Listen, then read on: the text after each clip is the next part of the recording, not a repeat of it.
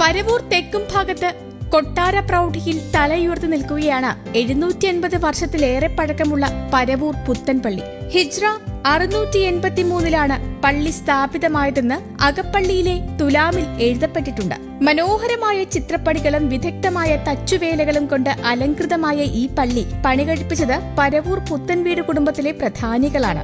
രാജഭരണകാലത്ത് പുത്തൻവീട്ടിലെ കാരണവന്മാർക്ക് നാടുവാഴികളുടെ സ്ഥാനം നൽകിയിരുന്നതിന്റെ ഭാഗമായി തിരുവനന്തപുരം ജില്ലയുടെ തീരദേശ പട്ടണമായ വർക്കല മുനമ്പ് മുതൽ കൊല്ലം ജില്ലയിലെ മയ്യനാട് വരെയുള്ള ജോനക വംശം ഈ കുടുംബത്തിന്റെ നിയന്ത്രണത്തിലായിരുന്നു. ഈ പള്ളിയുടെ നിർമ്മാണം കഴിഞ്ഞിട്ട് പള്ളിയിൽ രേഖപ്പെടുത്തിയിരിക്കുന്ന കണക്ക് പ്രകാരം 785 വർഷം കഴിഞ്ഞു എന്നാണ്. ഏതാണ്ട് 8 നൂറ്റാണ്ടുകൾക്ക് മുമ്പ് ഇത്തരത്തിൽ ഒരു പള്ളി നിർമ്മിക്കുവാൻ ഈ പ്രദേശത്ത് കഴിഞ്ഞിട്ടുണ്ടെങ്കിൽ ഇസ്ലാമിൻ്റെ ഒരു ആവിർഭാവം, ഇസ്ലാമിൻ്റെ തുടക്കം അക്കാലത്തും എത്രത്തോളം ഈ പ്രദേശത്ത് ഉണ്ടായിരുന്നു എന്ന് വിളിച്ചറിയിക്കുന്ന ഒരു ഇന്ന് ജീവിക്കുന്ന ഒരു ഉദാഹരണമാണ് ഈ പള്ളി.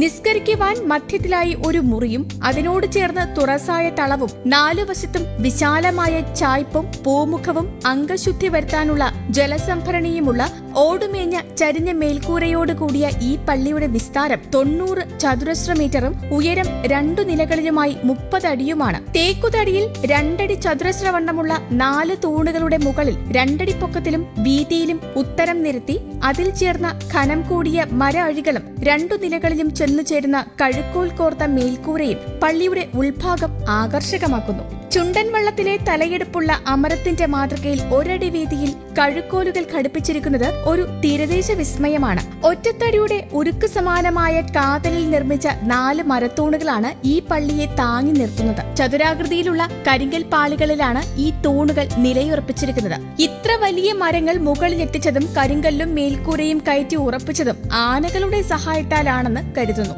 കമാനാകൃതിയിലുള്ള കിളിവാതിലുകൾ ഉൾപ്പെടെ 39 കവാടങ്ങൾ ഈ പള്ളിയിൽ സ്ഥാപിച്ചിട്ടുണ്ട്. അംഗശുദ്ധി വരുത്താനുള്ള ജലസംഭരണിയുടെ ചുറ്റും നിരത്തിയിട്ടുള്ള കരിങ്കൽ ഫലകത്തിൽ കൊത്തിവച്ചിരിക്കുന്ന നിലവിളക്കിന്റെ രൂപം ഭാരത സംസ്കാരത്തിന്റെ പ്രതീകമായി ഈ പ്രദേശത്തെ ജോനകർ ഇന്നും സൂക്ഷിക്കുന്നു. നേർച്ചകളോ ചന്ദനക്കുടമോ ഇല്ലാത്തതാണ് ഈ പള്ളിയുടെ ചരിത്രം. ഇപ്പോഴത്തെ മറ്റ് കോൺക്രീറ്റ് പള്ളികൾ സ്ഥാപിക്കുന്നതിന് മുൻപ് ഇവിടെ നിന്നാണ് നിസ്കാരത്തിനുള്ള ബാങ്ക് വിളി പരവൂരിലേക്ക് ഒഴുകിയത്. നൂറ്റാണ്ട് ഇത്രയും കഴിഞ്ഞു എങ്കിലും ഒരു വലിയ മെയിൻ്റനൻസ് ഒന്നും ചെയ്യേണ്ടി വന്നിട്ടില്ല. അത്യാവശ്യം ടൈലിടുക അതുപോലുള്ള കാര്യങ്ങൾ മാത്രമേ ചെയ്തിട്ടുള്ളൂ.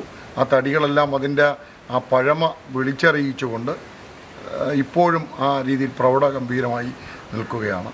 ഞാൻ മനസ്സിലാക്കുന്ന കേരളത്തിൽ തന്നെ ഇത്തരത്തിൽ പെടുന്ന ഈ രൂപത്തിലുള്ള ഒരു പള്ളി കൂടെ ഉണ്ട് എന്നാണ് എൻ്റെ ചെറിയ അറിവിൽ മനസ്സിലാക്കിയിട്ടുള്ളത്. ഭരണാധിപന്മാരുടെ ആനുകൂല്യം സ്വീകരിക്കാതെ ഒരു തറവാട്ടുകാരുടെ മാത്രം സമ്പത്ത് ചിലവ് ചെയ്ത് നിർമ്മിച്ച കേരളത്തിലെ ആദ്യത്തെ മസ്ജിദാണ് പരവൂർ പുത്തൻപള്ളി എന്ന് പുത്തൻവീട്ടിലെ മുതിർന്ന അംഗങ്ങൾ അഭിമാനത്തോടെ ഓർത്തെടുക്കുന്നു. News desk Kaumudi.